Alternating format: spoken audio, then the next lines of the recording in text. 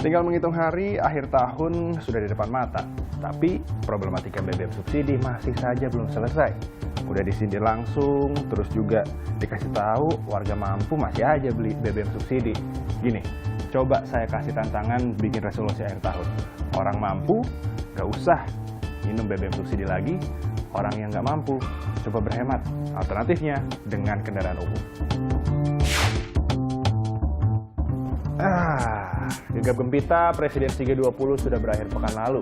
Dan pada 16 November 2022, Presiden Joko Widodo membacakan deklarasi atau kesepakatan pemimpin dari anggota G20.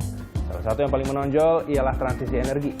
Dan yang paling ditegaskan ialah mencantumkan penghapusan subsidi. Gini, saya bacakan satu kutipan kalimat deklarasi. Melanjutkan komitmen Pittsburgh 2009, yaitu menghapus dan merasionalisasi subsidi bahan bakar fosil jangka menengah. Dan siap nggak sih kira-kira Indonesia menghapus subsidi dan merasionalisasikan harga BBM? Jawabannya ya tergantung sampean-sampean semua.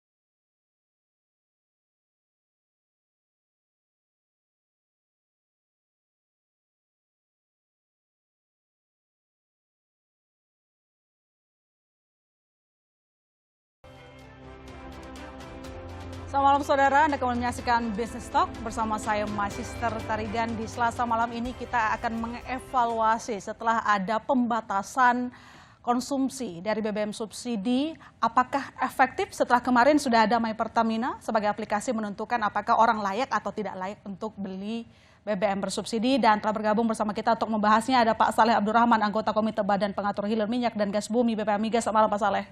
Selamat malam, Ilona. Terima kasih telah bergabung dan tentu saja yang menjadi pengawas Pak Edi Suparno, Wakil Ketua Komisi 7 DPR RI. Selamat malam Pak Edi.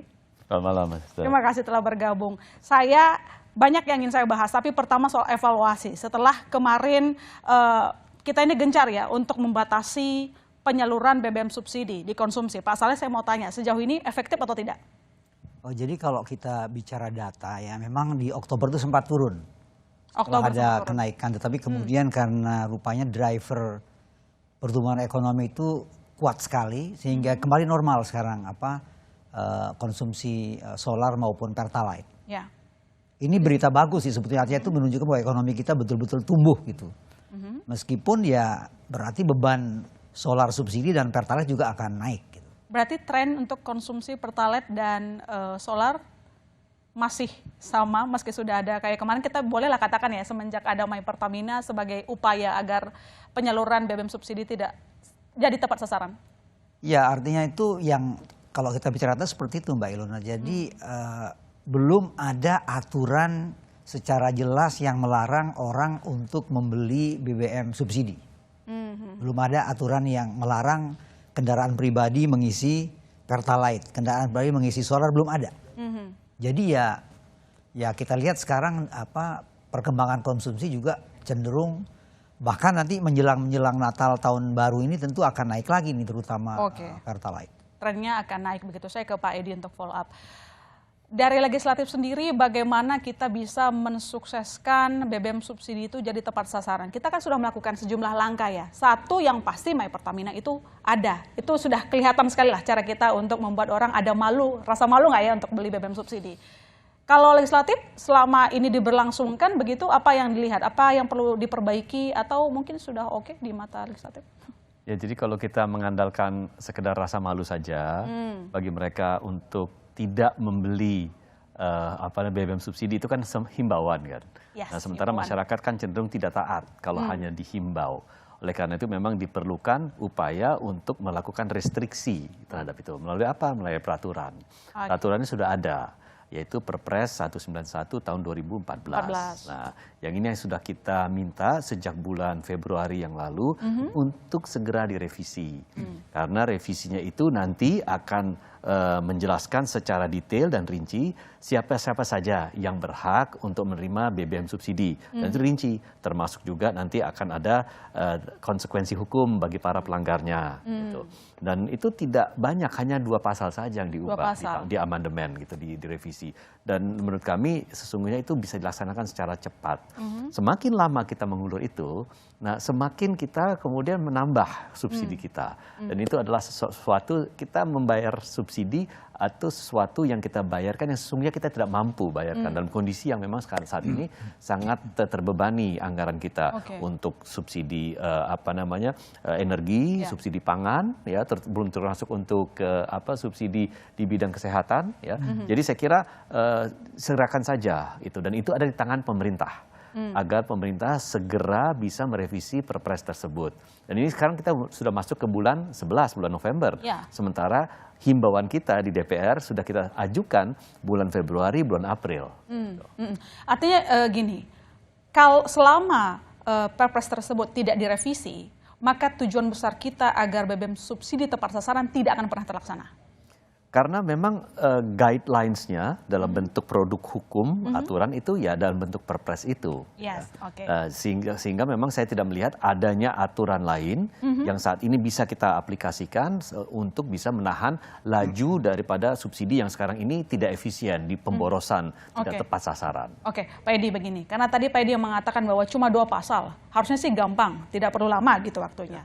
Sejauh ini dari hasil diskusi pasti ya legislatif akan bertanya, kenapa nggak kelar-kelar itu Perpresnya direvisi? Kembali lagi, itu kan ada di tangan pemerintah. Tapi bagaimana upaya legislatif untuk mendorong itu? Kita hanya menjalankan fungsi pengawasan di samping legislasi dan penganggaran. Jadi dalam peran kita sebagai dalam melaksanakan fungsi pengawasan itu, kami sampaikan dalam setiap rapat dengar pendapat, baik itu dengan Pertamina, dengan Kementerian SDM, bahkan juga dengan Pak Saleh dan kawan-kawan di BPH Migas, ya. Tolong segerakan. Nah, kembali lagi, kendalinya saat ini ada di tangan pemerintah. Saya dengar terakhir sekarang revisinya itu sedang berada di Kementerian SDM. Jadi kami kembali lagi menghimbau kepada Kementerian SDM agar disegerakan. Karena memang kita sudah bicara ada alokasi subsidi untuk tahun 2022. Tapi 2022 kan bulan depan selesai. Bagaimana 2023 dan ke depannya? Itu jadi pertanyaan, supaya subsidi kita jangan kembali membengkak di tahun-tahun berikutnya. Setidaknya kalau nggak tahun ini, tahun depan kita sudah harus mulai begitu. Saya ke Pak Saleh kalau gitu. Pak Saleh mungkin bisa dijabarkan semendesak apa perlunya revisi dari Perpres nomor 191 tahun 2014 ini. Karena yang kita tahu berkaca yang kejadian tahun ini, ketika konsumsi naik karena aktivitas masyarakat sudah naik, akhirnya kemarin harus menambah kuota untuk BBM subsidi. Jadi sebetulnya 2 hal ya Mbak Ilona. Satu, sebenarnya di ketentuan untuk solar tuh udah ada ketentuan nih. Konsumen kendaraan pribadi itu maksimum 60 liter. Ya kan? Roda 4, penumpang barang 80. Nah, ini sebenarnya sudah jalan, tetapi di lapangan ini sulit dikontrol. Karena digitalisasi atau My Pertamina itu belum optimum. Kalau My Pertamina itu di register oleh sebagian besar masyarakat kita, itu pengisian berulang tuh tidak bisa terjadi lagi. Nah sekarang kan sering terjadi pengisian berulang nih karena antar SPBU itu belum ada komunikasi. Jadi kalau Ilona misalnya mengisi di SPBU A ini 60 liter, harusnya habis saat itu. Tetapi masih bisa ngisi di sebelahnya. Karena sistemnya belum. Nah My Pertamina itu mengkonek. Integrasi ya. Yang kedua yang Perpres. Apa impact kalau misalnya Perpres itu terbit? 2. Artinya itu konsumen solar itu sudah sangat terbatas. Ya kan? Jadi tidak lagi semua kendaraan pribadi plat hitam itu misalnya menggunakan solar. Ya. Bahkan plat kuning pun kita akan batasi, hanya yang membawa barang-barang pokok, sembako.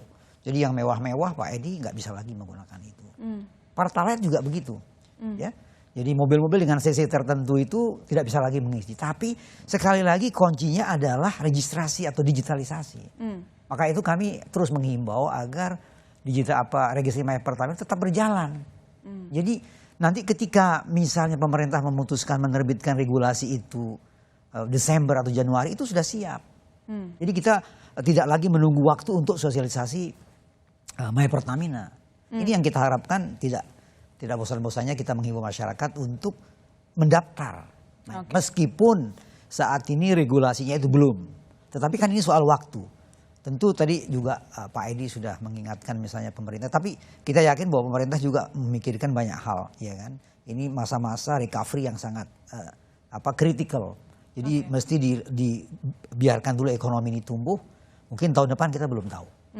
Pak Saleh begini, ini kan memang tujuannya adalah orang itu harusnya tahu porsinya untuk mengkonsumsi BBM subsidi atau tidak layak begitu. Tapi kan aturannya belum ada.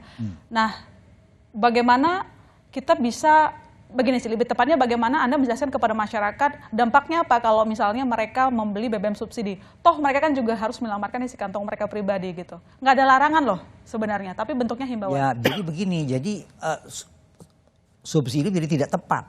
Oke. Jadi harusnya kan subsidi itu digunakan untuk mereka-mereka saudara kita yang membutuhkan. Ya. Tidak hanya untuk sektor transportasi, tapi juga untuk sektor produktif lain, misalnya nelayan, petani, UMKM, ternakan.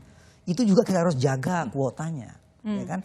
Kalau ini semua terserap ke transportasi umum yang terus naik ini tentu masyarakat kita yang untuk misalnya kasus Pertalite misalnya kan, masyarakat yang membutuhkan jadi tidak kebagian, apalagi solar.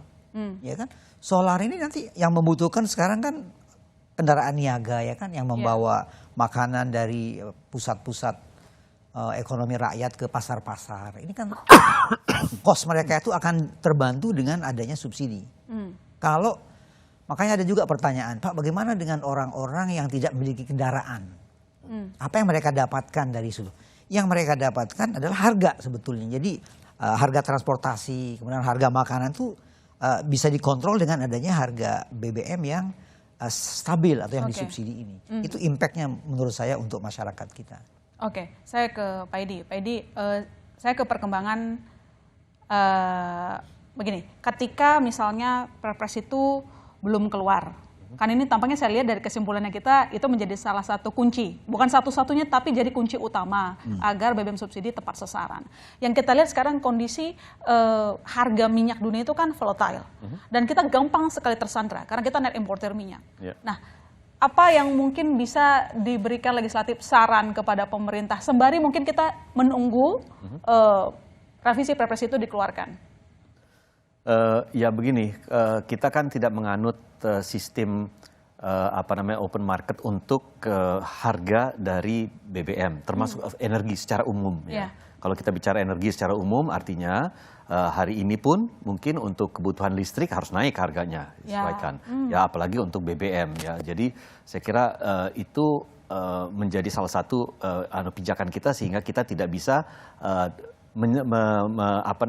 menyamakan dengan apa yang dilakukan di luar negeri. Ketika harga naik terjadi penyesuaian, turun juga penyesuaian. Nah, kita kan relatif stabil. Kemarin itu memang ada kenaikan, tetapi kan kenaikannya fokusnya lebih kepada kenaikan yang insignifikan menurut kami ya, dibandingkan dengan kenaikan daripada harga BBM, harga minyak mentah saat itu ya.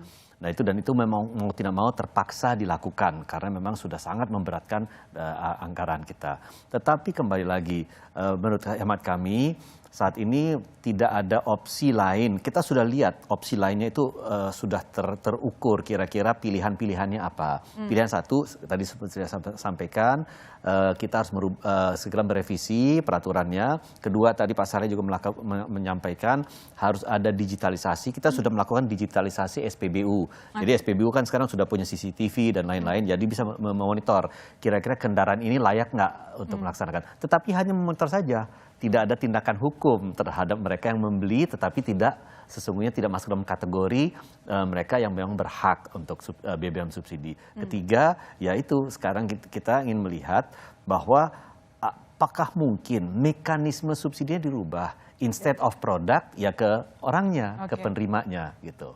Ya dalam bentuk BLT gitu misalnya. Menurut saya itu lebih tepat sasaran. Menurut kami juga demikian dan sudah kami sampaikan di dalam rapat dengar pendapat dengan pihak pemerintah dalam hal ini. Oke, baik. Yang kita tahu juga kemarin ketika di KTT G20 ada kesepakatan untuk mengurangi subsidi energi. Apakah Indonesia siap untuk melaksanakan itu atau tidak? Jangan dijawab dulu Pak Edi dan juga Pak Saleh. Kami masih akan segera kembali, saudara.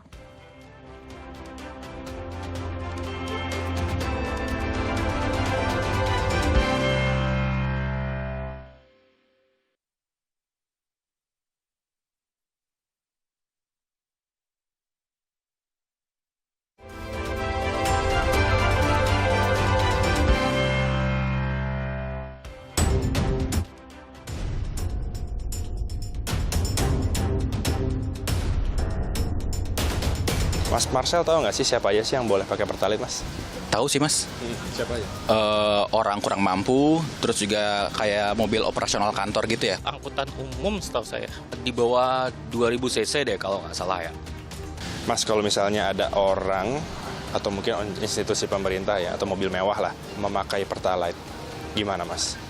Saya sih kurang setuju ya, apalagi kalau orang mampu yang pakai Pertalite, karena itu kan subsidi emang buat orang kurang mampu sebenarnya. Kesel sih ya, karena kan itu peruntukannya buat orang-orang yang kurang mampu gitu. Jadi kan kasihan jatah mereka jadinya diambil.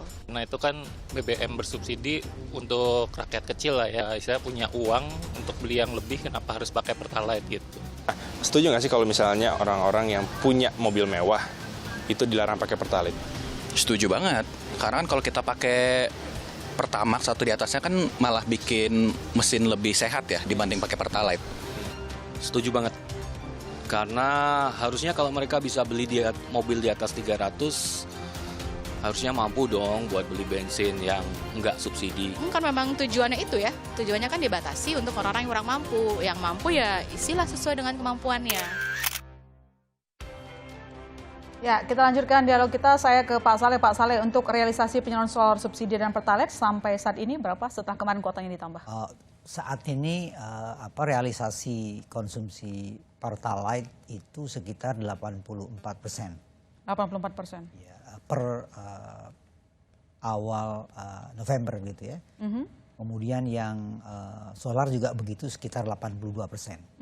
Jadi menurut saya sih dari sisi kuota, mudah-mudahan jika tidak ada peningkatan yang signifikan, ini cukup untuk kita sampai akhir tahun. Nah, dari catatan mungkin koordinasi dengan Pertamina begitu ya, itu paling banyak yang konsumsi solar sama Pertalite itu apakah masih orang yang mampu?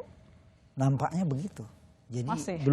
Ceritanya masih seputar itu, Mbak Ilona. Belum ada perubahan yang, ya meskipun saya pikir seperti tadi ya, pernyataan beberapa saudara kita di TV bahwa mereka mengusulkan justru orang-orang kaya yang punya mobil mewah jangan mengkonsumsi BBM. Saya pikir itu suatu perkembangan yang bagus ya. Saya juga di beberapa tempat melakukan pengawasan tuh kesadaran tuh meskipun himbauan ya Pak Edi tadi, tetapi ya memang ini yang bisa kita lakukan saat ini ya. Iya, dan tampaknya kita kayaknya tidak bisa menyalahkan masyarakat begitu saja, bukan Pak Edi? Anda setuju nggak? Enggak, ya jadi menurut saya gini, kembali lagi masyarakat itu baru taat kalau memang ada sanksi. Kalau tidak ada sanksi ya dianggap bahwa itu hanya sekedar untuk ini saja, hanya sekedar pilihan mereka boleh atau tidak gitu. Ya, tidak ada konsekuensi, implikasi legalnya tidak ada, hukumnya tidak ada. Jadi menurut saya kembali lagi kita terapkan regulasi yang ketat, atau kita kemudian menerapkan sistem melalui otomatisasi dan digitalisasi ya, atau terakhir ya tadi saya sampaikan mekanismenya diubah. Gitu. Mekanismenya tidak kepada produk tetapi kepada penerima. Gitu. Melalui bentuknya apa? Bisa bentuk BLT atau apapun namanya, tetapi itu nanti akan diterima oleh mereka-mereka yang sudah masuk dalam kategori sah untuk menerima BLT tersebut, yaitu kaum yang tidak mampu. Gitu ya. Jadi saya kira pilihannya sudah ada di depan mata, tinggal kita sekarang maunya bagaimana ke depannya. Saya nanti akan follow up soal BLT tersebut yang menjadi solusi jitu kita sih selama ini ketika harga minyak dinaikkan. Kemarin minyak subsidi yang dinaikkan. Kemarin dari penyelenggaraan KTT G20, 20 negara ini sepakat bahwa kita harus mengurangi subsidi energi karena dianggap inefisien begitu. Indonesia sendiri mungkin tidak, Pak Edi. Karena kalau kita lihat catatan setidaknya dari tahun 2017, anggaran untuk subsidi energi terus naik. Di tahun 2022 itu 502. Tentu ini tidak hanya BBM ya, tapi ada LPG dan juga listrik. Memungkinkan tidak? Menurut saya sangat mungkin. Dengan catatan? Dengan adanya peraturan itu, dengan adanya ketentuan dan peraturan revisi Perpres tersebut, saya kira otomatis nanti mereka-mereka yang tidak berhak, tidak mungkin mengkonsumsi BBM bersubsidi misalnya Pertalite gitu ya. Begitu juga untuk solar, ya, itu tidak mungkin lagi karena memang sudah ada kategori yang jelas bagi mereka yang berhak untuk mengkonsumsi hal tersebut. Otomatis subsidinya akan turun. Tahun ini saya kira kalau saya tidak salah, alokasi untuk Pertalite itu hampir mencapai 30 juta kiloliter. Itu sudah naik sangat signifikan dari awal yang kita sudah anggarkan itu kurang lebih kalau saya tidak salah 21 juta kiloliter. Ya. Nah, otomatis kalau memang itu sudah dibatasi dengan kategori yang jelas siapa saja yang berhak, bagaimana penyalurannya, misalnya jenis-jenis kendaraan, CC-nya tertentu atau peruntukannya misalnya untuk sosial, ambulans, mobil sayur dan lain-lain, itu otomatis akan berkurang. Jadi yang tidak berhak lagi tidak mampu membeli. Begitu juga kalau ditambah lagi dengan adanya aplikasi teknik gitu ya. Ada digitalisasi, teknologi yang kita aplikasikan situ, saya kira secara otomatis itu akan turun. Artinya apa? Subsidi akan turun secara otomatis. Hanya dengan mengaplikasikan ketentuan saja. Oke, dan tahun depan kira-kira bisa nggak sebagai tahun depan menurut saya sangat kritikal. Karena apa? Karena tahun ini kita sudah melihat penjualan mobil itu naik 10%. Jadi kendaraan roda 4, roda 2 itu naik. Nah, jadi artinya apa? Ada kenaikan konsumsi juga di tahun depan. Otomatis itu. Nah, kalau kita tidak membatasi itu, tahun depan bisa jebol lagi. Gitu. Oke, baik. Saya ke Pak Saleh kalau begitu nyambung ke pernyataan dari Pak Edi. Mulai dari pertumbuhan ekonomi kita konsisten dalam pemulihan yang ke 5% Pak Saleh. Kemudian untuk penjualan otomotif memang naik, saya lihat. Betul. Roda 2 maupun roda 4. Artinya untuk kuota BBM tahun depan kita itu butuh berapa?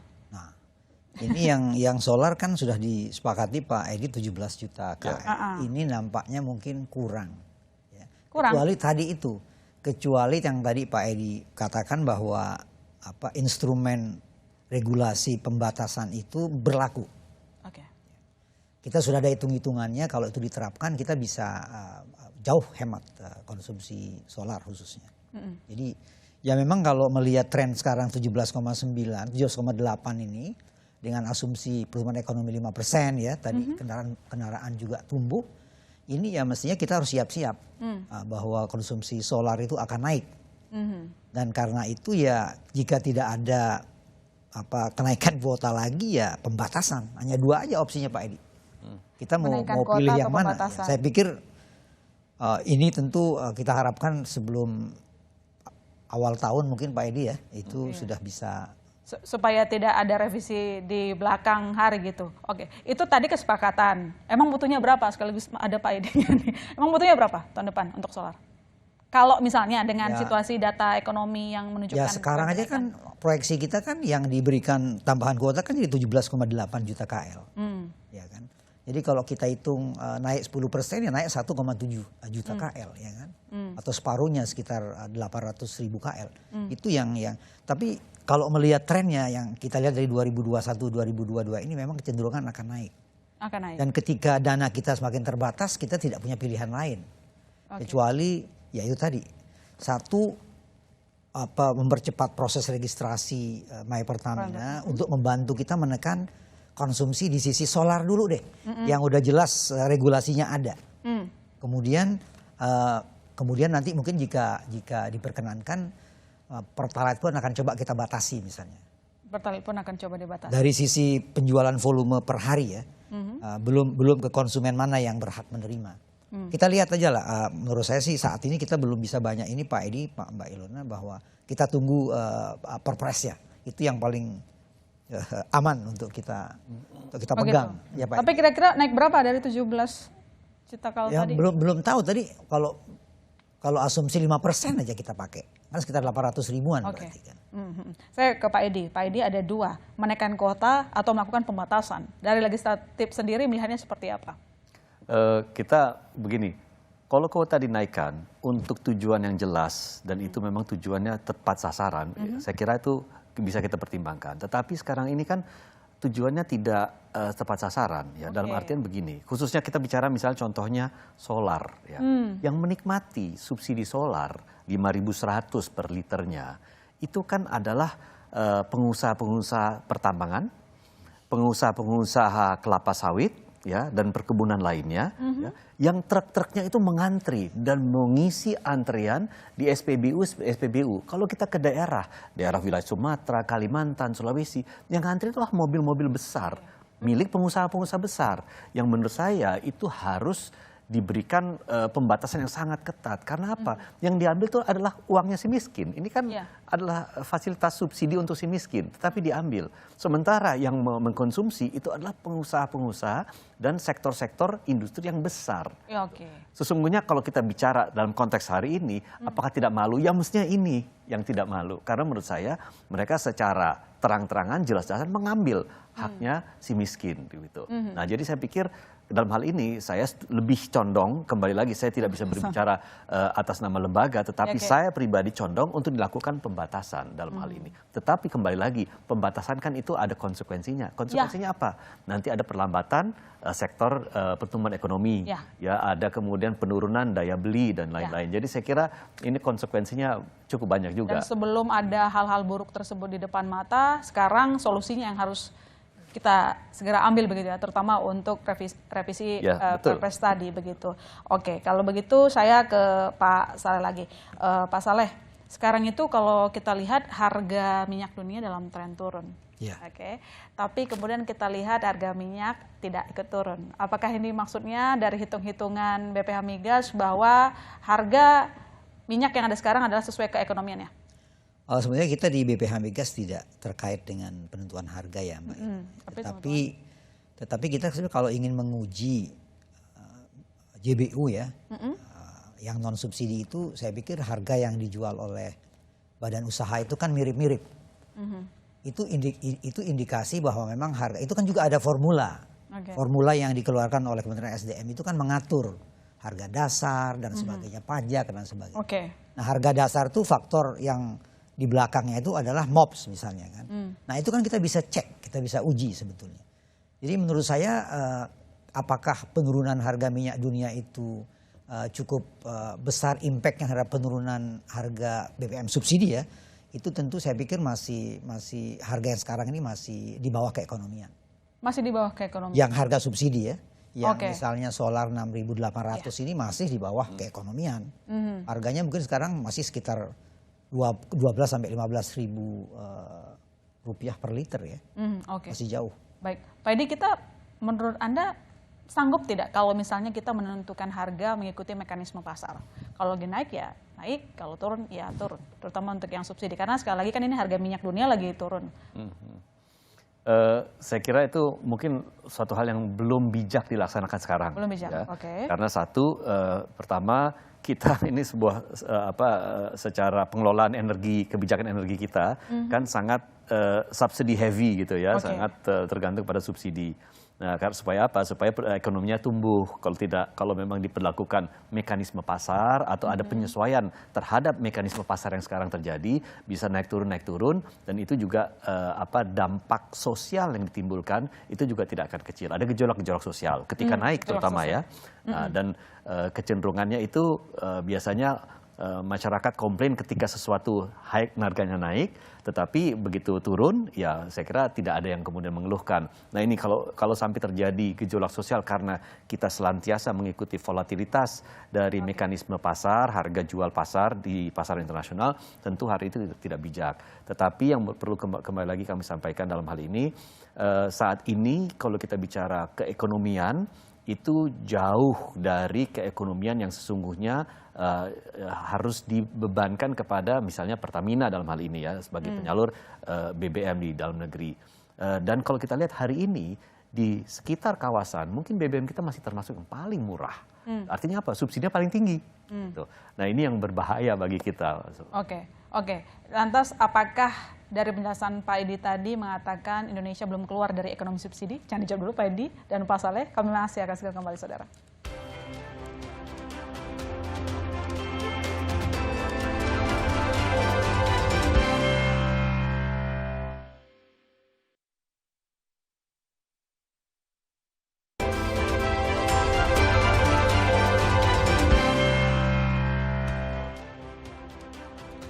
Ya, kita lanjutkan diskusi kita dan telah bergabung di segmen ini Mbak Titis Nurdiana, wartawan senior Kompas. Selamat malam Mbak Titis. Selamat malam Mbak Ilona, selamat malam Pak Saleh dan Malam. Pak Edi. Malam. Tadi kami sudah panjang berbincang dan Mbak Titis juga sudah mendengarkan. Yang terakhir adalah KTT G20 sepakat untuk mengurangi subsidi energi. Kita sebagai negara yang bukan sering kali sih, memang sangat tergantung sama subsidi energi dan setiap tahun anggaran terus naik. Untuk 2022 itu 502 triliun rupiah. Bisa tidak dari pandangan redaksional kita melaksanakan itu? Tadi sebetulnya sudah disebutin Pak Saleh dengan Pak Edi bahwa kita tuh sebetulnya ekonomi kita itu masih heavy subsidi. Subsidi artinya apa? Bahwa daya beli yang sekarang ini tumbuh 5,7% di drive-nya selain dari komoditas itu juga dari subsidi sebetulnya. Karena apa? Karena memang faktanya kita itu memang ekonomi dalam negeri yang tumbuh untuk menopang pertumbuhan yang ada. Itu sebetulnya yang terjadi. Nah, ketika G20 itu sepakat bahwa kita mengurangi subsidi, meskipun itu komitmen tanpa keharusan, dalam tanda kutip komitmen tanpa keharusan, artinya memang kita arahnya sana. Concernnya adalah bagaimana kita mengurangi subsidi.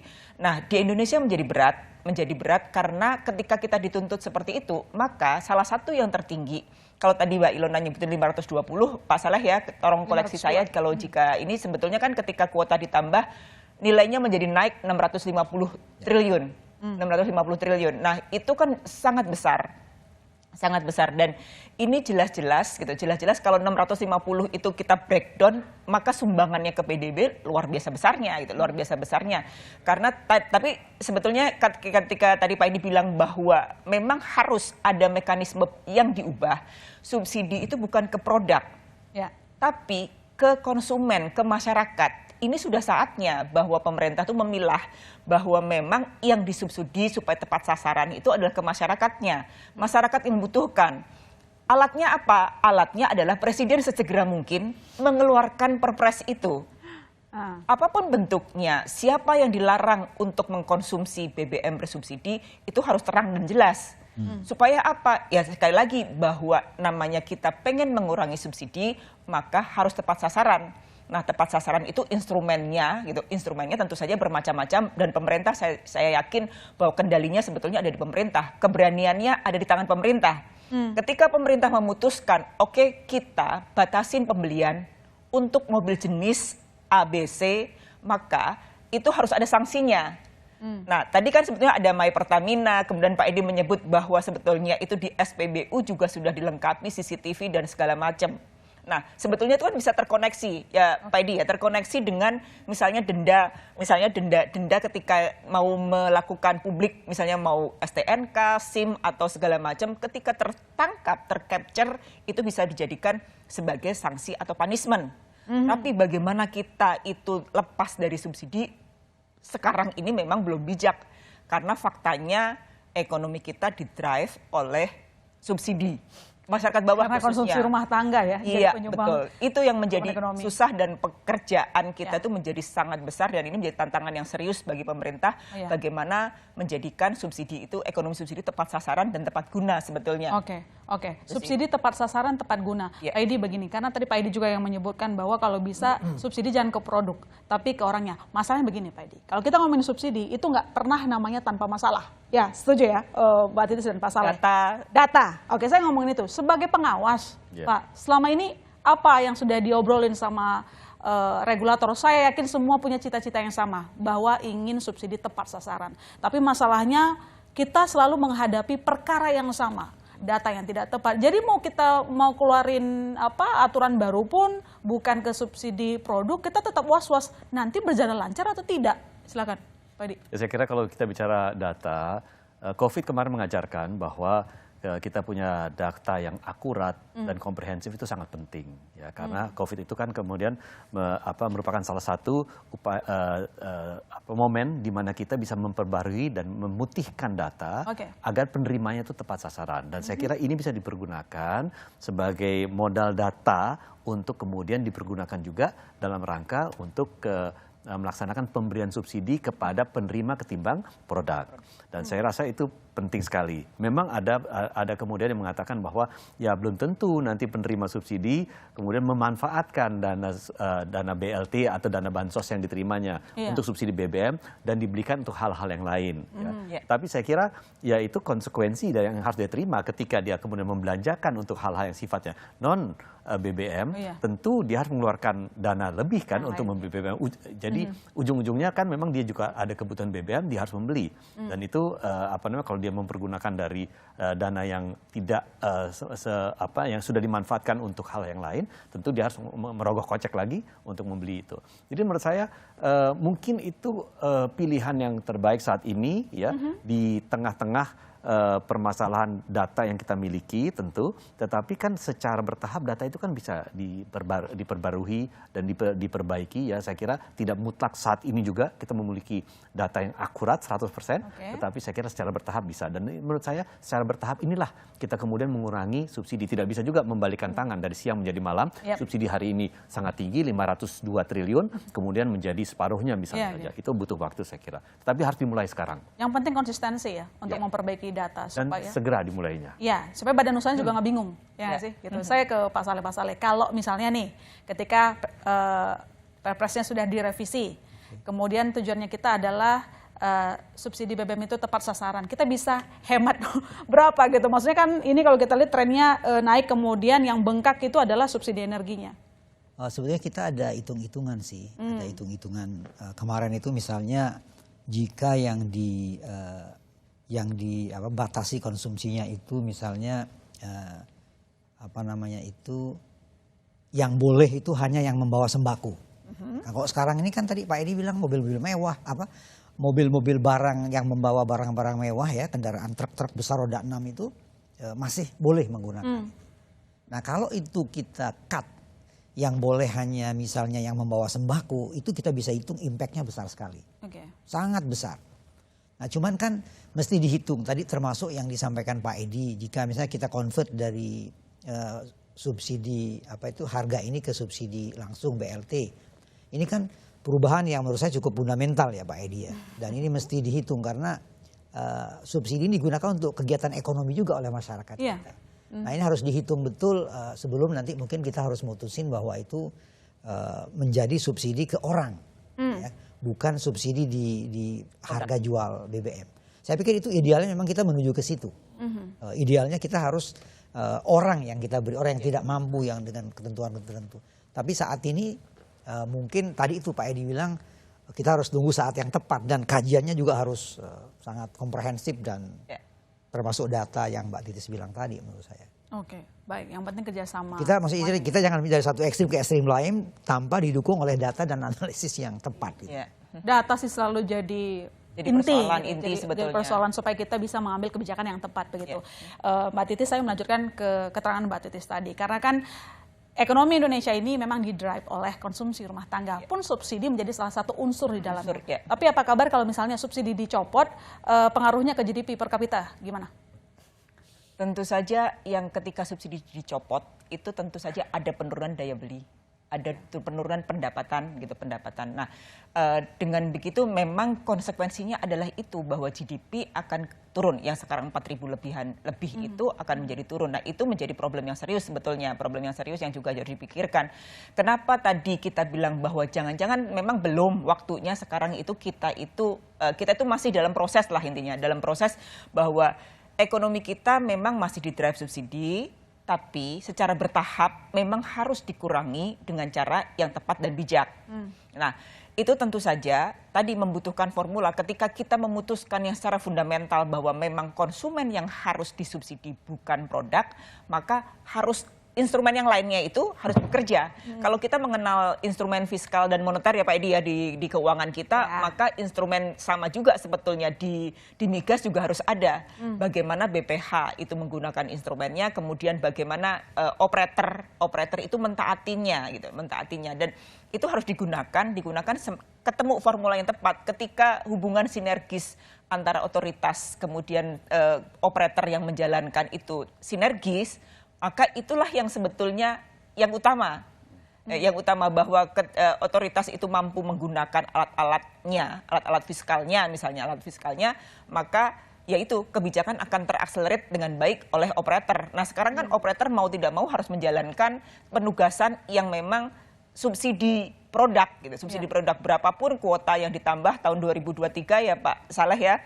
Kalau kita lihat kan sebetulnya pemerintah sudah memutuskan subsidinya juga besar ya Pak, 338 ya Pak Saleh ya. Dan masih ada duit cadangan sebetulnya. Tadi mengantisipasi jika solar ternyata naik lebih dari 17,9 juta kiloliter ya Pak ya. Ada duit cadangan yang jumlahnya besar, artinya apa? Ada kemungkinan ketika pertumbuhan ekonomi itu naik, subsidi juga naik, penggunaan juga naik. Sementara kalau kita lihat tadi bahwa tambang ya Pak ya, tambang perkebunan itu solar Pak, betul solar memang sudah ada instrumen peraturannya tapi punishment-nya tidak ada. Itu menjadi persoalan. Kemudian dari total banyak BBM, Pertalite juga banyak Pak, tapi pembatasan Presiden tak kunjung mengeluarkan aturan. Itu kan juga sebetulnya inkonsistensinya kita sendiri Pak. Ini konsistensi pemerintah yang tidak segera mengeluarkan sehingga mau tidak mau yang namanya subsidi itu masih heavy. Betul nggak ya Pak Saleh ya? Menjadi polemik begitu ya? Iya, harusnya memang harus berani gitu. Ya, harus berani ketika kita itu pengen mengurangi ekonomi subsidi, maka ada langkah secara bertahap, secara smooth supaya memang bisa benar-benar bisa berkurang dan tepat sasaran tadi. Sebenarnya kan tujuannya adalah subsidi harus tepat sasaran gitu. Ini 3 narasumber saya malam ini sepakat semua kuncinya ada di revisi Perpres nomor 191 tahun 2014. Semoga kalau nggak tahun ini, tahun depan atau pelaksanaan mungkin tidak tahun depan, yang penting sudah ada supaya kita tidak mengulang polemik yang sama. Pak Saleh udah punya bocorannya ya Pak Saleh ya, sudah tahu sebetulnya. Tapi nggak mau dibocorin sekarang. Ya, kita tunggu. Baik, masih banyak yang ingin kita diskusikan, tapi kita ada keterbatasan waktu. Yang jelas kita sudah menangkap diskusi ini membuka juga ya pengetahuan masyarakat kenapa sampai kemarin harga BBM subsidi terpaksa dinaikkan begitu. Saya ucapkan terima kasih atas kehadiran Pak Saleh Abdurrahman, anggota Komite Badan Pengatur Hilir Minyak dan Gas Bumi. Terima kasih Pak Saleh telah hadir di studio, dan tentu saja Pak Edi Suparno, Wakil Ketua Komisi 7 DPR RI. Terima kasih sekali lagi selalu bersedia hadir di Bitok, dan tentu saja Mbak Titis Nuryana, wartawan senior konten, atas pandangan redaksionalnya. Dan saudara jangan kemana-mana, kami masih akan segera kembali.